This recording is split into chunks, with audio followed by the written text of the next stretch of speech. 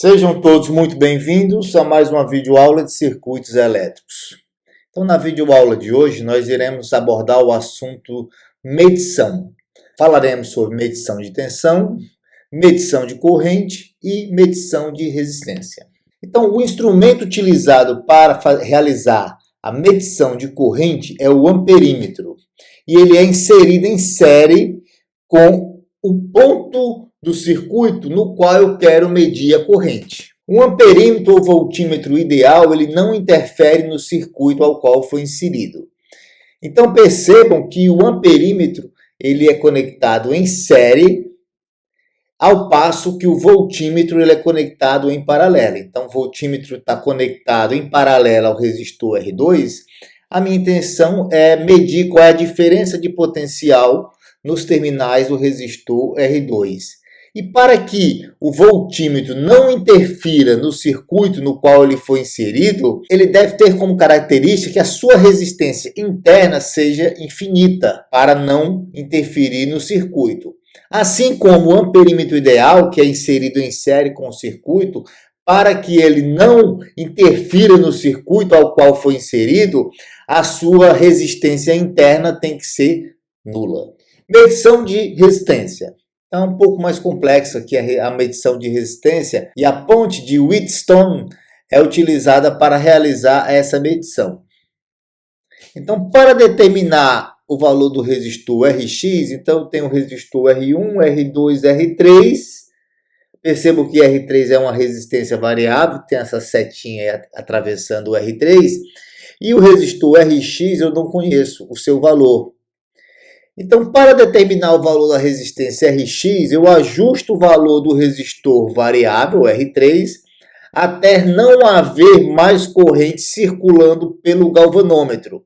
Então, o galvanômetro é esse medidor de corrente. Por que não chamá-lo de amperímetro? Porque o galvanômetro ele consegue medir correntes muito pequenas. De tal forma que, após ajustar o galvanômetro para que a corrente que circule através dele seja zero, Rx pode ser calculado por essa expressão.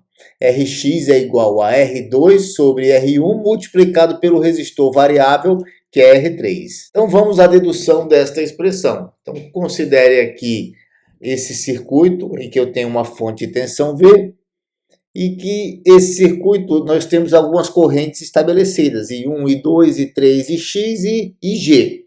Lembrando que IG será ajustada para zero, IG será zero. Eu posso escrever algumas relações. Então, I2 é igual a Ix, pelo fato da corrente no galvanômetro ser nula. I1 é igual a I3. E eu posso dizer o seguinte, que R1 I1 é igual a I2 R2.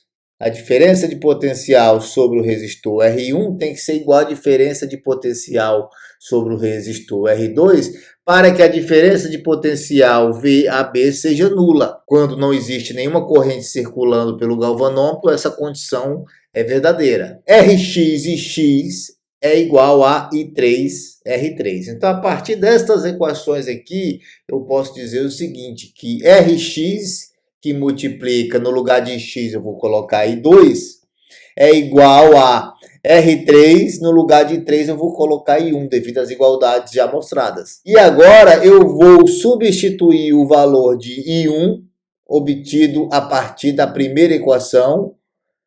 Então eu passo o R1 para o outro lado dividindo e tenho que I1 é igual a I2 R2 sobre R1. Então eu substituo o valor de I1. E com isso eu posso obter uma expressão após o cancelamento de I2 para a resistência Rx. Então vamos fazer aqui um exercício bem rápido. Determine o valor de Rx sabendo que a corrente no galvanômetro é nula, V igual a 5 volts, R1 100 ohms, R2 1000 ohms e R3 150 ohms. Então é só utilizar a equação. Substituindo os valores, eu determino o valor de Rx. Obviamente, para que eu possa usar essa equação, eu tenho que ajustar R3 para que a corrente no galvanômetro seja nula. Então, agradeço a todos que assistiram essa videoaula e até a próxima.